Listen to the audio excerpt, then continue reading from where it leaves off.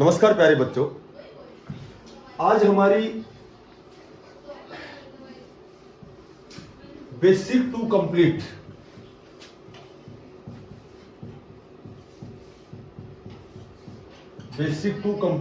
Class number 2। देखो, जो आज का हमारा टॉपिक है सम संख्याएं और विषम संख्याएं। सम और विषम संख्याएं,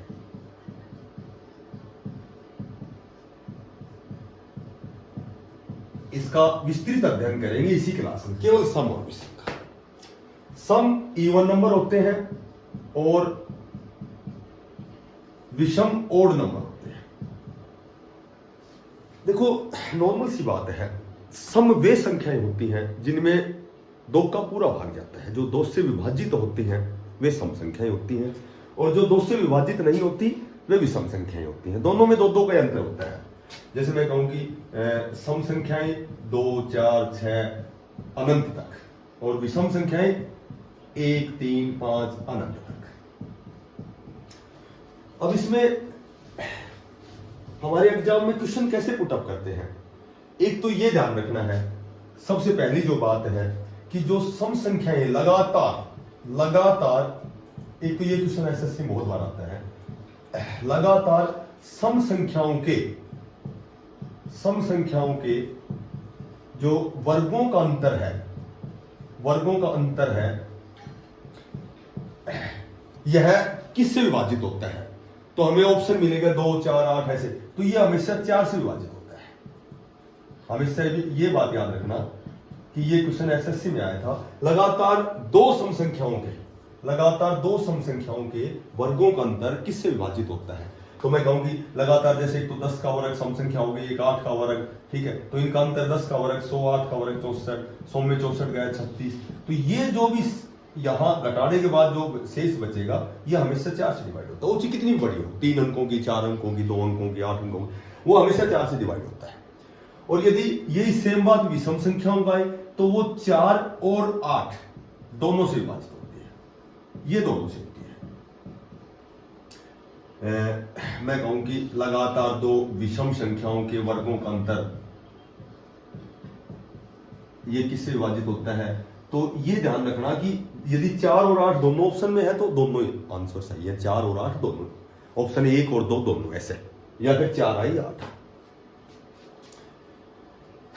देखो, एक तो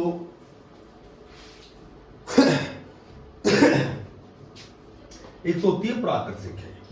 मैंने बताया था प्राकृत संख्या होती है 1, 2, 3, 4 ये होती है। एक होती है सम संख्याएं, सम होती है 2, 4, 6, 8। एक होती है विषम संख्या।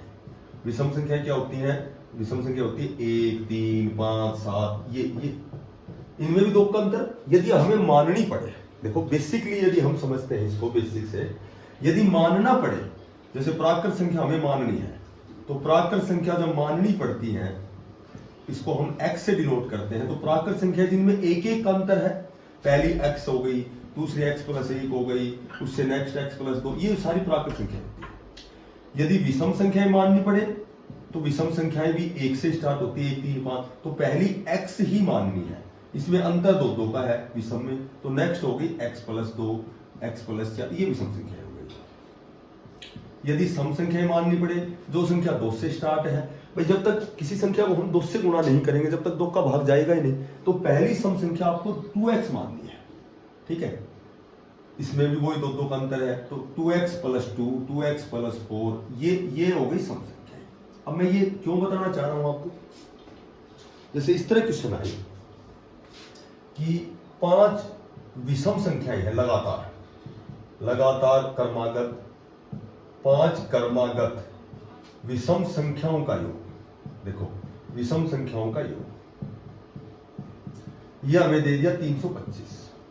अब मैं कहूं कि बड़ी संख्या क्या है, ठीक है, या छोटी संख्या क्या है। इस तरह का क्वेश्चन एग्जाम में आता है।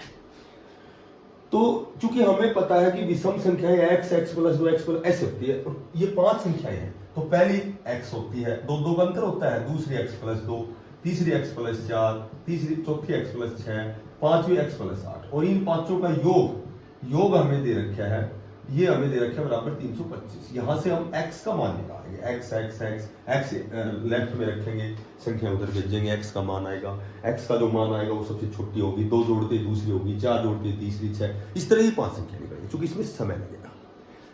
तो चाहे तो विषम संख्याएं हो, देखो ये ध्यान रखना, चाहे विषम हो, चाहे सम हो और चाहे प्राकृत हो। कभी भी इस तरह का क्वेश्चन आए जब योग दिया गया हो तो ये करना, ये लॉन्ग टर्म है, इसको बड़े समय बचाने के लिए बहुत जल्दी कैसे करोगे।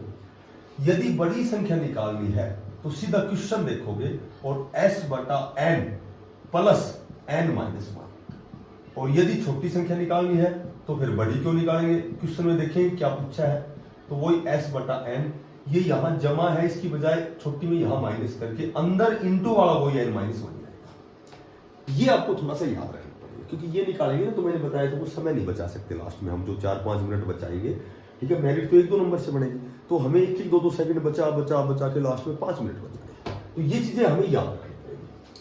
तो एस वेयर एस क्या है, सम ऑफ जोड़ n नंबर ऑफ नंबर्स, ठीक है, एस तो हो गया सम, इसका जोड़ क्या है, और n हो गया नंबर। ये क्वेश्चन है, 5 विषम संख्याओं का योग दे रखा है 325, तो एस सम यानी योग, ऊपर लिखोगे 325, ठीक है, और upon n number of numbers, ये है 5, ठीक है। बड़ी में तो यहां जमा लगाना है, n की जगह नंबर ऑफ नंबर्स 5, 5 में घटाओगे तो आएगा 4, और 5 छंगा 30, 5 पच्चू 25, 65 और 4 69, बड़ी आ गई 69, और छोटी पूछी है तो इसका तो हमने निकाल दिया 65, तो यहां जमा था, छोटी में माइनस होगा, तो यहां 65 में 4 जोड़े हैं, छोटी में 65 में 4 घटा के 61 बताएंगे, तो छोटी बताएंगे 61। ये क्वेश्चन विषम में भी आ सकता है, सम में भी और प्राकृत में भी, तो सभी के लिए बड़ी छोटी का ये सूत्र रहेगा। सिस्टमेटिक ढंग से यदि आप निकालना चाहते हैं तो ये इसका एक तरीका है, ठीक है, यहां x x ये मान लेंगे और बराबर इसके जो सम है, जो योग है, उसको रख के x की वैल्यू निकालेंगे।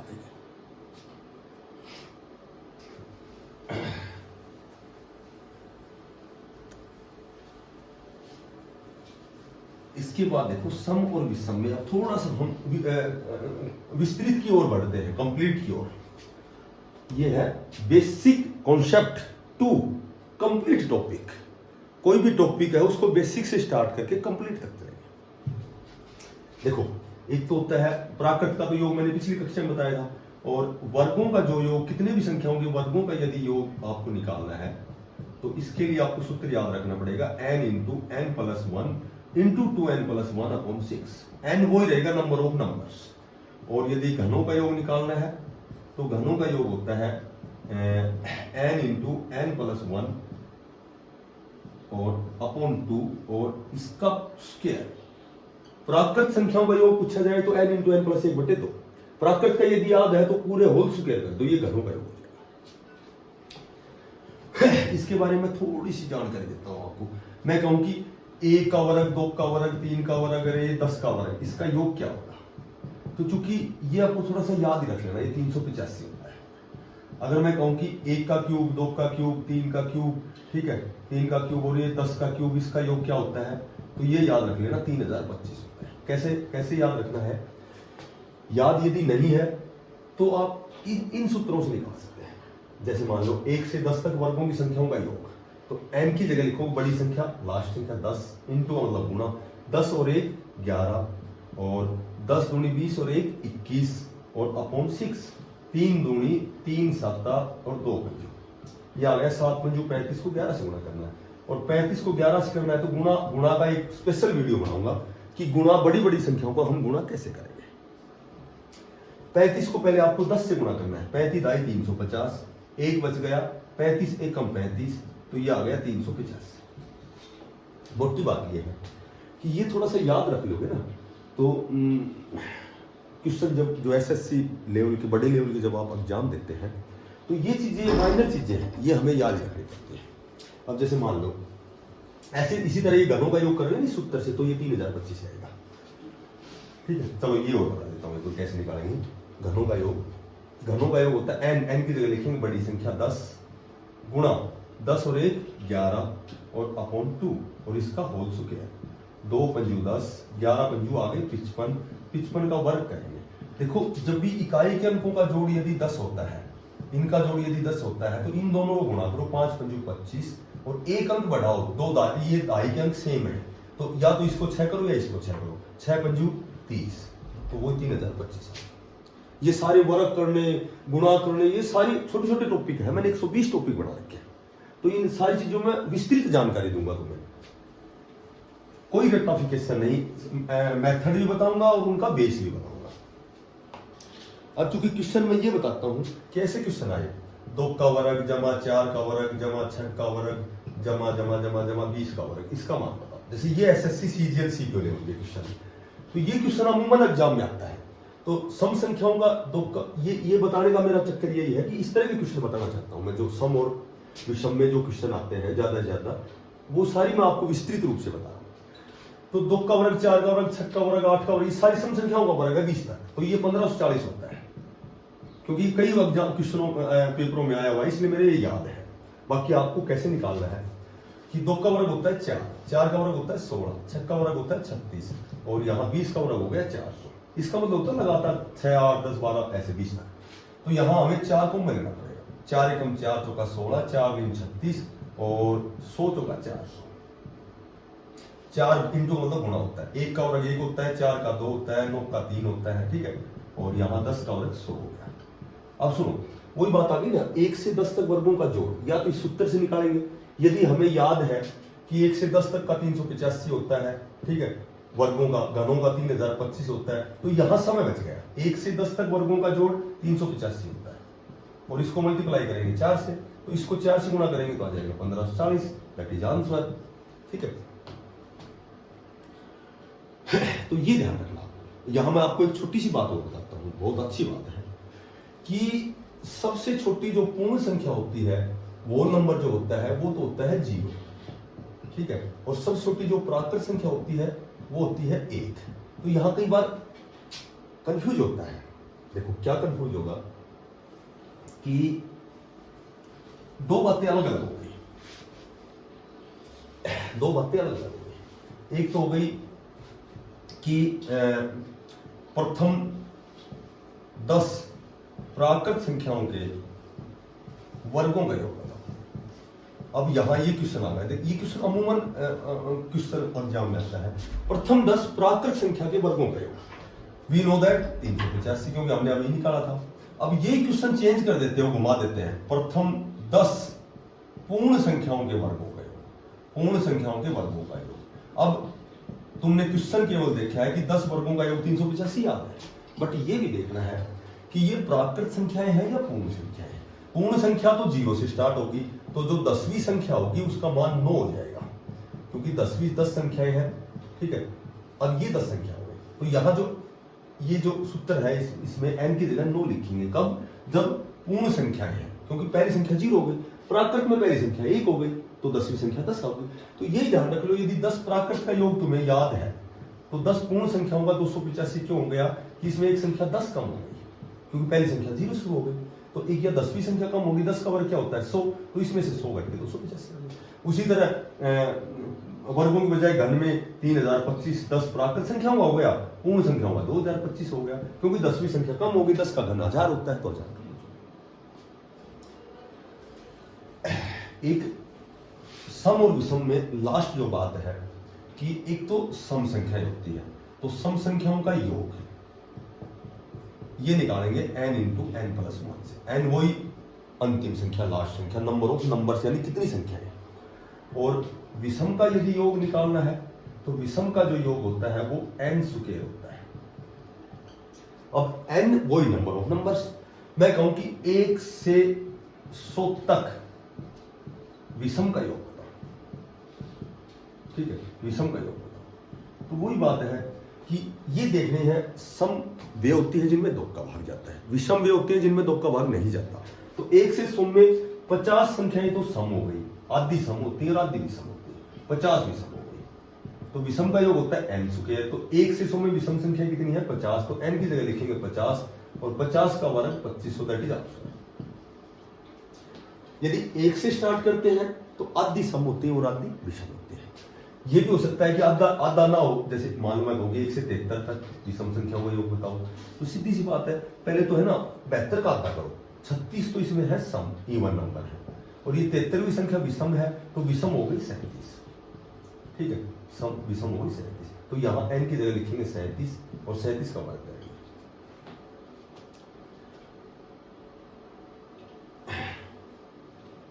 अब यदि तुम्हें जैसे 40 तक मैंने पिछली क्लास में बताया था 40 तक वर्ग याद करने हैं, तो 40 तक यदि वर्ग आपने याद कर लिए तो यहाँ समय बच गया, और यदि याद नहीं किए तो 37 का वर्ग या फिर वर्ग करना सीखोगे। वर्ग कैसे किया जाता है, जैसे 37 का वर्ग, इसका यहाँ लिखो 7 का 49, 3 का लिखो 0,9, ठीक है, यहाँ काटा मारो, 37 का वर्ग करना है ना, तो 37 7 या 21 दूनी 42, इसमें 42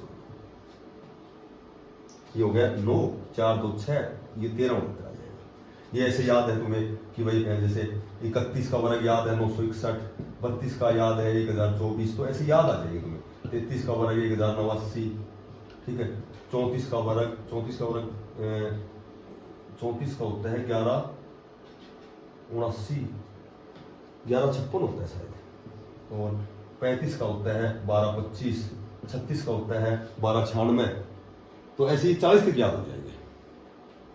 37 का 1369, 38 का 1444, 39 का 1521, 40 का 1600, तो इस तरह ये याद रहेगी तो समय बच जाएगा। उसी तरह इसमें जैसे इसमें करने हो ना, एक में आदि सम आदि विषम, ऐसे ही याद सम का योग n × n + 1 होता है। कई बार क्या होता है ऐसे दे देते हैं, एक तो मैं कहूं कि 1 से 80 तक सम का योग बताओ, एक तो इस तरह का क्वेश्चन आ जाए, है ना, और एक मैं कहूं कि प्रथम 80 सम संख्याओं का योग बताओ, तो ये दोनों बातें अलग अलग हो गई। आपको क्या करना है, 1 से 80 में तो वी नो दैट 40 सम होती हैं और 40 विषम होती हैं, तो 1 से 80 तक सम का योग इस सूत्र से निकालेंगे। 1 से 80 में सम कितनी है 40, n की जगह लिखेंगे 40 और गुणा 40 और 1 41, दैट इज आंसर। ठीक है, प्रथम से सबसे यदि डिनोट किया गया है प्रथम 80 सम संख्याओं का, तो यहाँ n की जगह 80 ही लेना है, क्योंकि 1 से स्टार्ट होती है तो हम आधी काउंट करते हैं। प्रथम लिख दिए, इसका मतलब जितनी संख्या है वो सारी सम संख्या है, तो यहाँ n की जगह फिर हम 80 लिखेंगे। उसी तरह विषम में भी प्रथम लिखा जाए तो जितनी संख्या एज इट इज वो सारी इवन नंबर और ओड नंबर, और 1 से स्टार्ट है तो हम देखेंगे इसमें आदि सम कितनी है, विषम कितनी है। विषम का योग n सुके, सम का योग n × n + 1। तो मेरे ख्याल से सम और विषम में जो भी बातें थी ना मैंने कंप्लीट बता दी। कहां तक लेवल की बता दी, बेस से शुरू करके कंप्लीट तक। एसएससी का जो बड़ा एग्जाम होता है सीजीएल लेवल का होता है, बैंकिंग में होता है पीओ प्रोबेशनरी ऑफिसर, पर्यवेक्षक अधिकारी होता है, प्रोबेशनरी अधिकारी होता है, ठीक है, और सीपीओ सीजीएल, इसके बाद में फिर ये सारे जितने भी ग्रेजुएशन लेवल के हैं, दिल्ली पुलिस एसआई है, रेलवे में एसआई है, हरियाणा पुलिस एसआई, तो वहां तक के क्वेश्चन मैंने सम और विषम से रिलेटेड सारे क्वेश्चन बता दिया आपको। ठीक है, धन्यवाद।